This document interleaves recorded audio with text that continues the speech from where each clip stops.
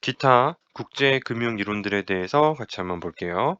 1번 환율 정책은 지출 전환 정책이라고 하는데요. 국내 재화 소비와 수입재 소비의 비율을 바꾸지는 못한다. 자, 국내 재화 소비는 예를 들어서 이제 이만큼이에요. 국내 이제 재화 내수 소비가 있고 그다음에 수입재 소비가 있습니다. 자, 환율 정책을 펼치게 되면 이게 국내 재화하고 수입재 사이에 가격을 이제 왜곡을 시켜줘요. 그래서 수입재가 더 많이 늘어날 수도 있고 또는 수입재를 덜 쓸 수도 있습니다. 환율 정책은 그 환율을 통해 그 수입재 가격을 바꿔주기 때문에 따라서 수입재 소비의 비율이 바뀌지 못한다는 선지는 이제 잘못된 선지가 되는 것입니다. 자, 참고로 지출 조정 정책이라는 개념이 있죠. 지출 조정 정책이 이렇게 국내 재화 소비가 있고 수입재 소비가 있을 때 그때 이렇게 돈을 없앤다든지 돈을 통째로 준다든지 그때는 비율을 바꾸지 못하는 거였어요. 환율 정책은 국내 재화 소비와 수입재 소비의 비율을 바꾸게 됩니다. 2번 외환 보유액이 증가하여 국내 통화량이 증가하였다. 자, 이건 우리가 여기 그 중앙은행의 대차 대조표를 반드시 그려서 판단해 주셔야 됩니다. 이쪽에 국내 여신이 있고요. 본원 통화가 있습니다. 그리고 왼쪽에는 외환 보유액이 있습니다. 오른쪽에는 통화안정증권, 통화권이 있습니다.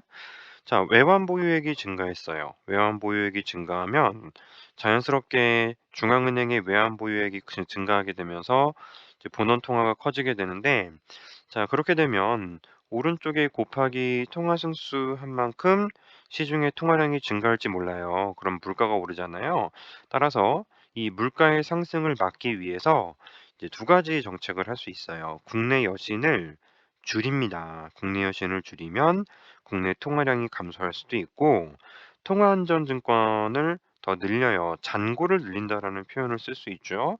그래서 통화권을 늘리면 이제 시중의 통화량이 감소하기 때문에 자, 이렇게 커진 충격을 상쇄할 수 있는 것이죠. 이를 불태화 정책이라고 하는데 여기는 국내 여신을 늘리거나 통화안정증권을 줄인다라고 했으면 지금 반대로 적혀 있는 것 같습니다. 그래서 틀린 선지가 됩니다. 3번 확장적 재정 정책을 수행하면 쌍둥이 적자가 발생할 수 있다. 자, 정부가 정부 지출을 늘리게 되면은 그렇다면 민간들은 이제 주머니 사정이 좋아져요. 주머니 사정이 좋아지면 소비가 늘어나게 되는데 그중에 일부는 내수 소비이고 그리고 수입재 소비도 존재할 수 있습니다. 따라서 소비가 증가할 때 내수가 증가하는 건 경상수지에 영향을 미치지 못하지만 수입재 소비가 증가하는 건 이제 경상수지에게는 적자의 요인이 되는 것이죠. 경상수지 적자. 자, 정부 지출이 증가하는 충격이 발생하면 정부가 조세를 늘리지 않고 정부 지출만 늘렸다면 그렇다면 이 정부의 재정 적자가 생기는 것이죠. 재정 적자와 경상수지 적자가 이렇게 동시에 발생하는 사건이 생긴다면 이를 보고 우리는 쌍둥이 적자라고 부르는 것입니다. 맞죠? 4번 국가 간 기초 경제 변수가 이질적인 경우 단일 통화를 채택하는 건 바람직하지 않다고 하는데요. 어떤 두 개의 국가가 있어요. A 국가와 B 국가가 이제 유사한 국가라면 보통 이제 A국이 떨어질 때 B국도 떨어지니까 단일 통화를 썼을 때 A국이 B국을 찾아가서 하는 소리는 우리 경기 부양시키는 방향으로 통화량 늘리는 거 어때? 이렇게 말할 거예요. 그러면 통화량을 포기하는 거를 안 해도 괜찮죠. 근데 만약에 자, 이질적인 국가라고 하면 예를 들어 이 A국은 경기 침체인데 B국은 경기가 좀 왕성하게 되어 있는 가능성이 좀 있어요. 그러면 B국은 통화량을 오히려 줄이고 싶어요. 근데 A국은 통화량을 늘려서 경기를 살리고 싶어요. 자, 그러면 자, 어떤 것도 할 수 없습니다. 통화 정책을 상실하게 되는 것이죠.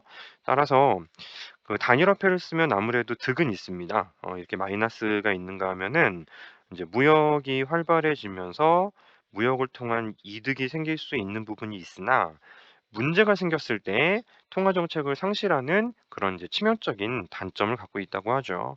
그래서 그리스가 그리스발 충격이 발생할 때 걔네들이 관광 산업을 중심으로 경제를 운영하다 보니 이제 글로벌 침체기 때 가장 먼저 힘들었거든요. 근데 프랑스, 독일, 이탈리아 이런 제조업을 중심으로 하는 국가들은 괜찮았다고요. 그래서 양쪽 국가 사이에서 이질적인 충격 때문에 오히려 이제 독일이나 프랑스도 그 유럽의 이제 금융 위기 아니죠. 이제 재정 위기가 이제 전 세계 전 유럽으로 퍼지게 된 사건의 이제 시발점이 되기도 했습니다. 5번 자본 이동의 자유화가 실현되는 개발도상국은 새로운 금융 상품이 더 늘어나는 이득이 있다. 아무래도 자본 이동이 자유롭게 되면 이 들어가고 나가는 돈이 굉장히 많이 늘어나게 되고요. 이제 들어가는 거, 유입되는 거, 또 유출되는 거 굉장히 많아지게 되는데 결국 이제 돈을 벌 수 있는 그런 장치가 더 늘어나는 거예요.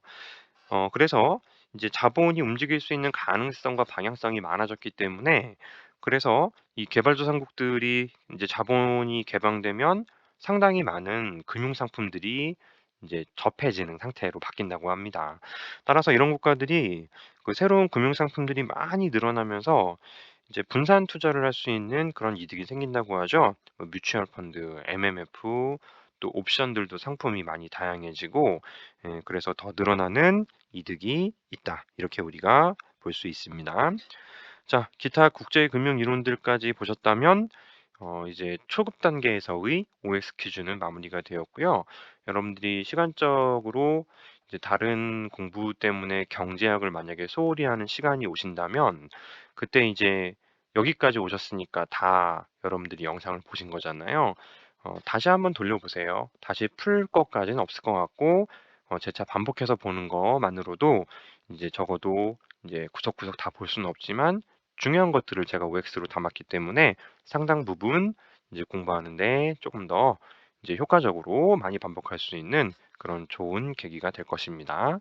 자, 여기서 초급 이제 OX 퀴즈 강의는 마무리를 하도록 하겠습니다. 예, 수고하셨습니다.